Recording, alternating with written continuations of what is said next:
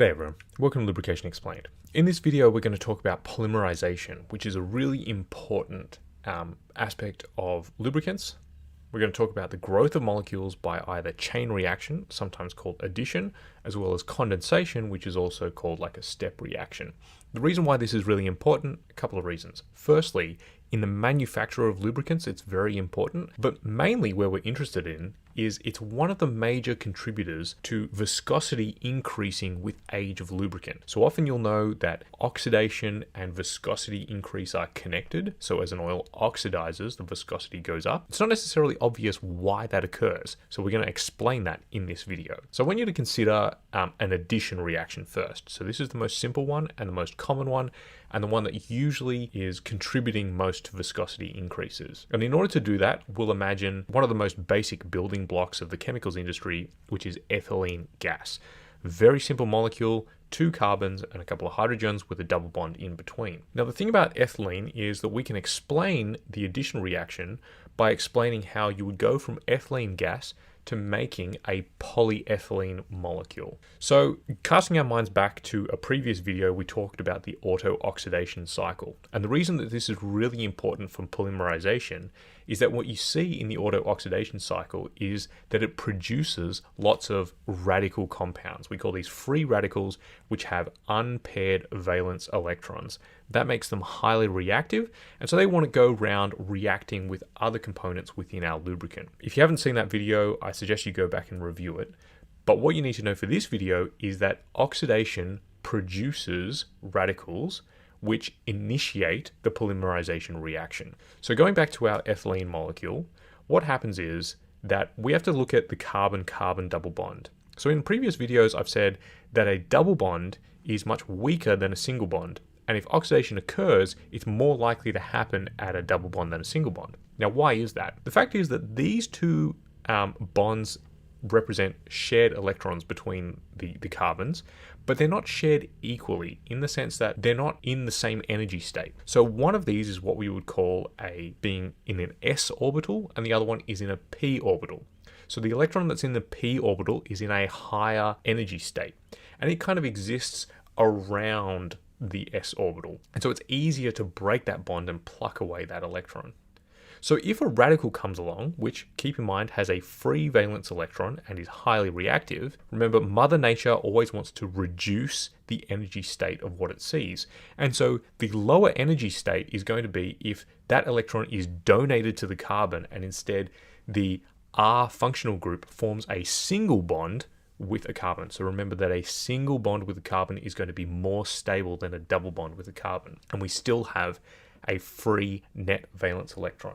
All right, so now what happens if we encounter another ethylene molecule? Well, again, now what's going to happen is that this compound is our free radical, and it has encountered another molecule with a carbon-carbon double bond, which is weak, and therefore it's going to want to transfer its valence electron and form a carbon-carbon single bond.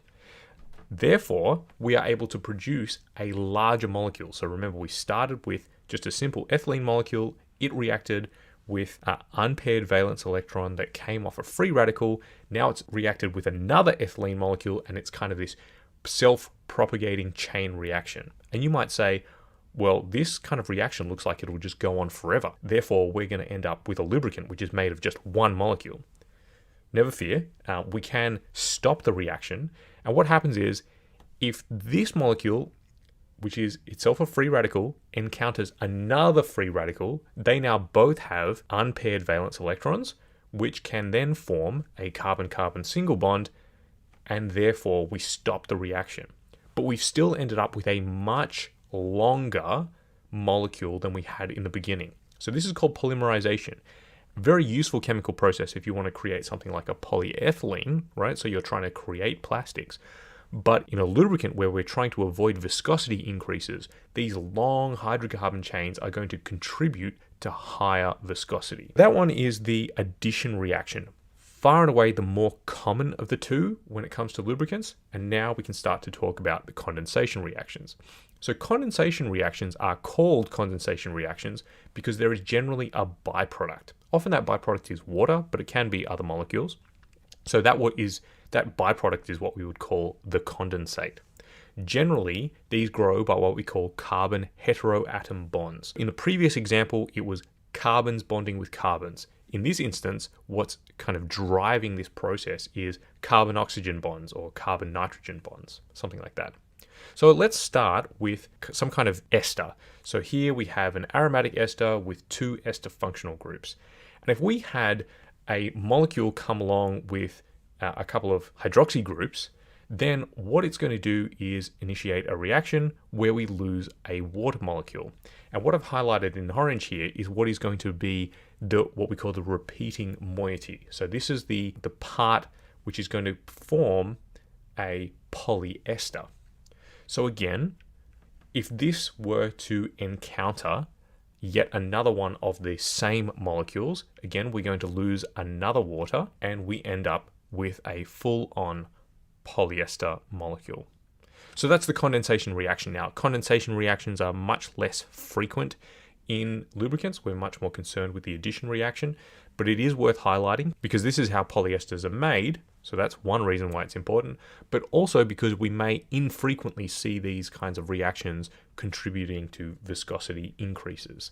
Now, this series is all building towards something. So we're trying to put in all the building blocks to explain varnish formation in lubricants. So we've talked about oxidation, and now we're talking about this specific reaction, and eventually we'll get to how this all comes together into varnish formation.